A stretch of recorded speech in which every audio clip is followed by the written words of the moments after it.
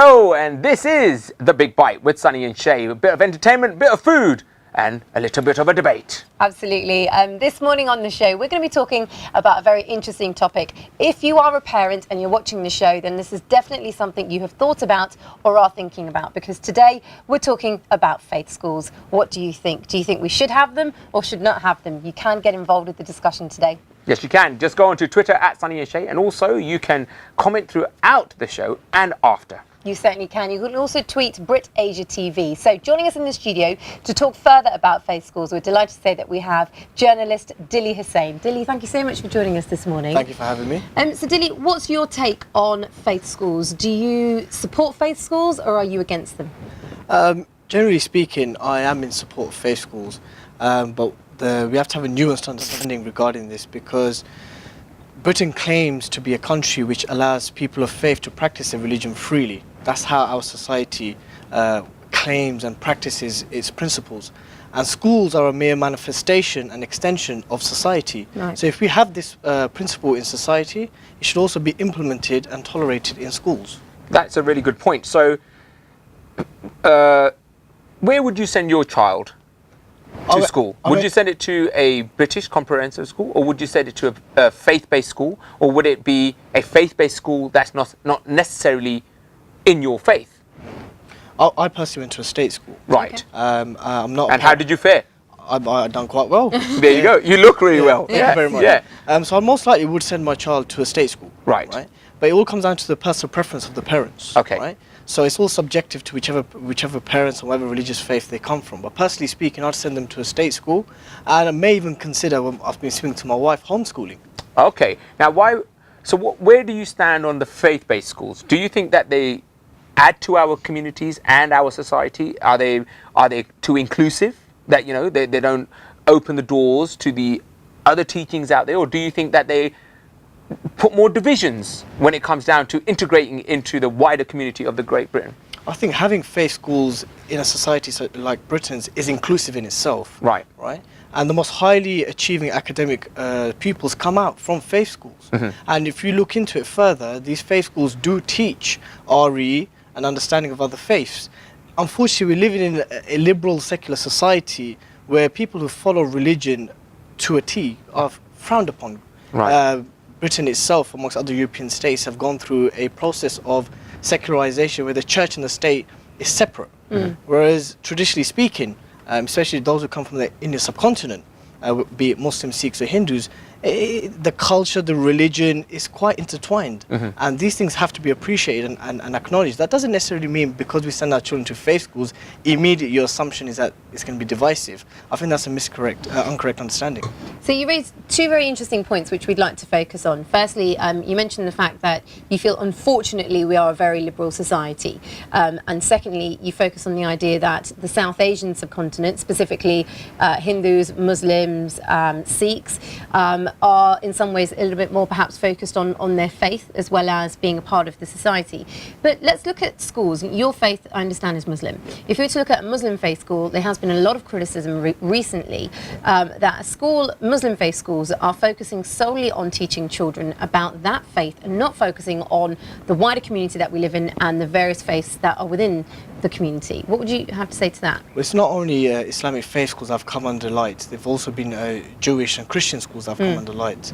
But I want to highlight one thing, is that the case in Birmingham with the Trojan horse scandal, yes. Right. These were state schools, not faith schools. And there was an alleged Islamist plot to take over these schools.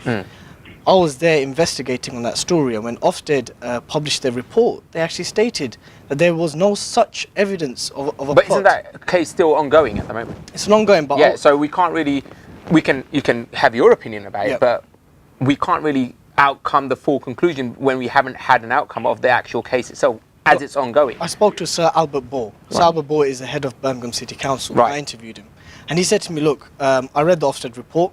I spoke to Michael Gove at the time, and there was no such evidence to suggest that an Islamist plot to take over these schools was the case. What we did find was administrative issues. Right? And we also have to appreciate that these schools were graded outstanding, and within a space of a year, they were put into special measures or deemed inadequate. These are the questions that we need to be asking.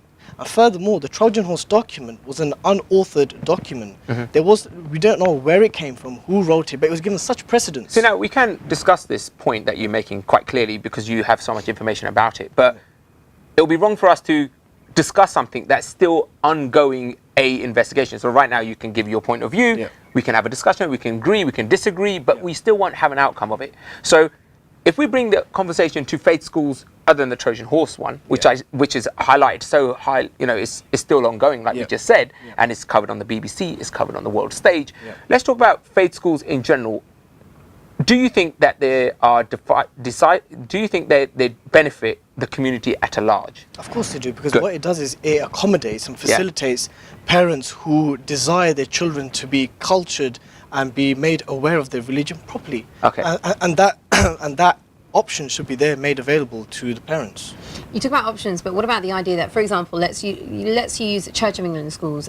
They will teach other faiths within the schools, although they are a Church of England school. It has been noted that some faith schools, for example Muslim schools, do not teach other faiths within the school. Surely that's very important, because if you live in a wider community like Britain, where we're so multicultural, you have to teach your children, of course I understand, that your faith, but faith of others as well. But we're assuming that those who go to faith schools come out with a divisive attitude, and I think that's incorrect. That's not the case, and to make that suggestion, one would have to substantiate that with empirical evidence. But you talk about, I'm not talking about children leaving school, I'm talking about whilst they're studying in schools. Surely we have a social responsibility to teach a child, let's say they are Sikh or Hindu or Muslim, about their own faith. Of course, if they're in a faith school, that's what it's there to do. But we do have a responsibility, do we not, to teach them about other faiths outside of the schools? Yes, of course there is an aspect of responsibility there, but what I'm trying to say is that if that's not happening in the faith schools, what's the outcome? Do they leave school becoming divisive and segregated? No, that's not the case. And what we find is that when people who have been to faith schools, Christian, Jews, Muslims, Sikhs, Hindus, when they go off to university or further education, there's no problems. You know, what it is, we live in a society where, on one side, it's great that we live in a liberal society and these options are available.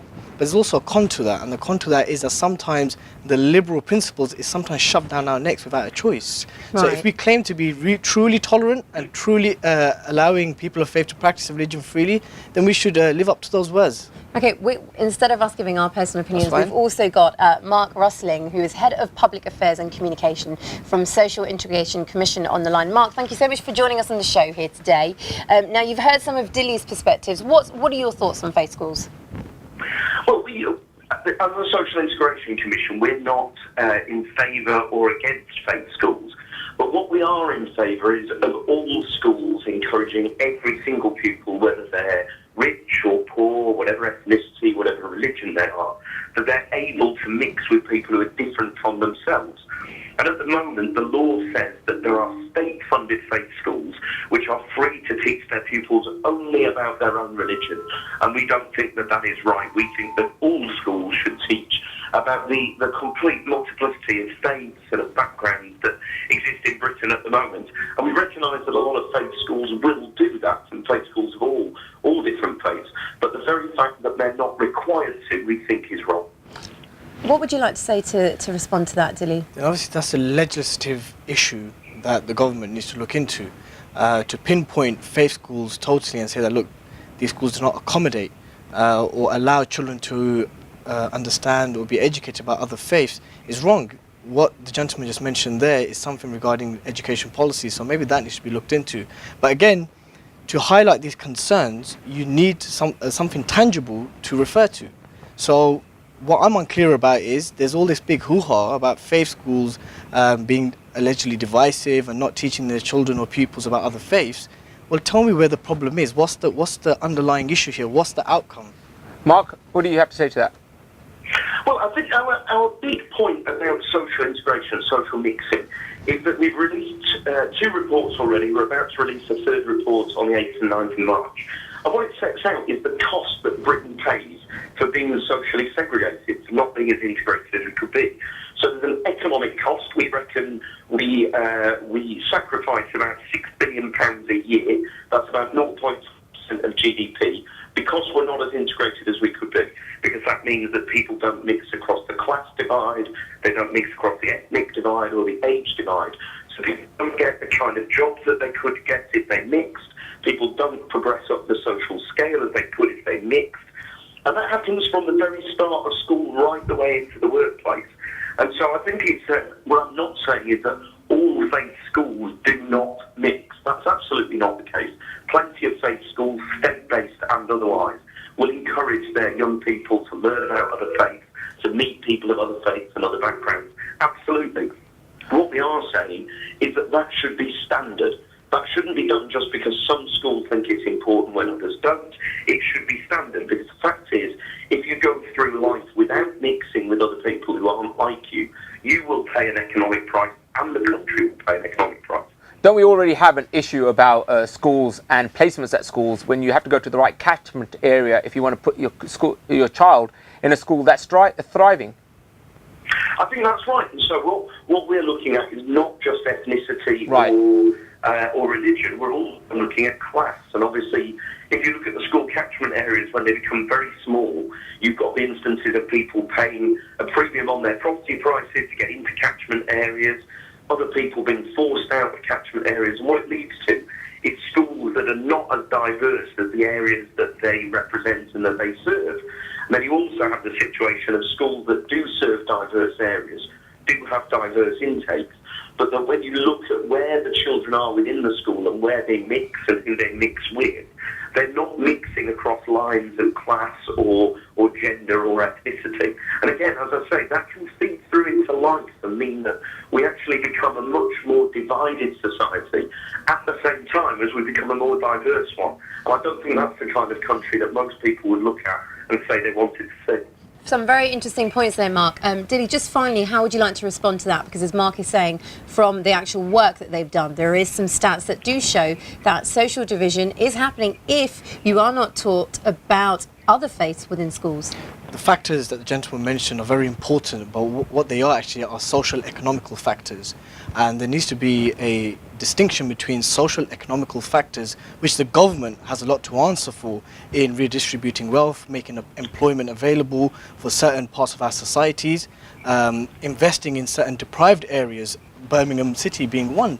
But again, we have to distinguish between that and faith schools. Why is it that faith schools or faith in general is blamed for all those factors? Because social economical factors or the ghettoization of certain communities, it has so many wide-ranging issues, it cannot just be pinpointed to faith schools. Thank you so much for coming on the show, Dilly. Mark, just before you go, could you give us your final thoughts, please? Yeah, absolutely. I mean, I think that the gentleman is right that faith is obviously an aspect of society, but it is an aspect of society and an important one.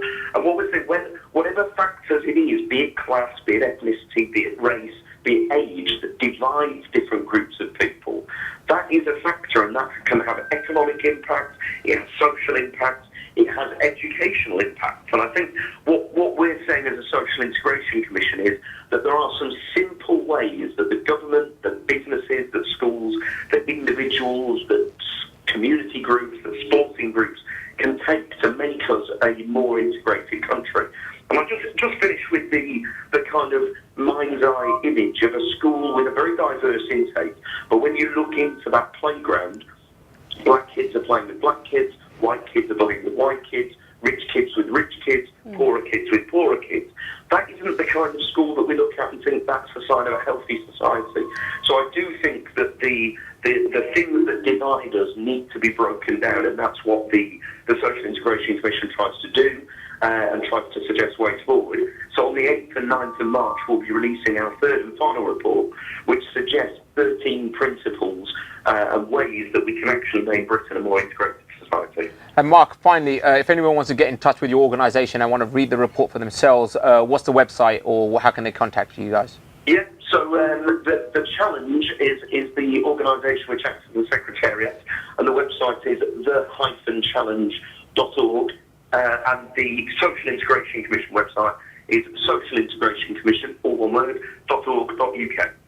Thank you so much, Mark, for coming in on the show and getting involved with the discussion. Dilly, just your final points in, because obviously, as you can tell, Mark slightly does oppose how you feel. He believes that actually having social integration in schools, including faith, is very, very important. So what's your final thoughts on this? Discussing social and economical factors and race issues, you have to appreciate that these are the fabrics of society which has been created by the government and successive governments in the policies that they implement towards certain communities, right? So we need to have a more of a nuanced approach, more of a nuanced discussion in not looking at things in isolation. If we're really going to look at why isn't Britain integrated enough, or why there's a disproportionate distribution of wealth and so forth, these are issues that we have to ask our government and our politicians who run, because ultimately these are the guys who are the string pullers. We are merely those who live in society, and unfortunately in most cases people remain in the box that they find themselves in. Dil, thank you so much for taking time out to come out today. If anybody wants to follow you and follow your thoughts, what's your website? Do you have a vlog or anything? Yeah, so my news website is 5pillarsuk.com, so that's the number 5 pillars, Pillars, UK.com. You can follow us on Twitter at 5pillarsuk. You can follow myself, Dilly Hussain 88 on Twitter, and you can read my blogs on the Huffington Post. If you just Google Dilly Hussain, it'll come up. Thank you so much for coming in. I'm sure, as Sunny was saying, we will definitely do our best to pick up on this topic because it's one that we have very different opinions on. Right now, though, we're going to go to a break, and straight after the break, we're going to be talking food.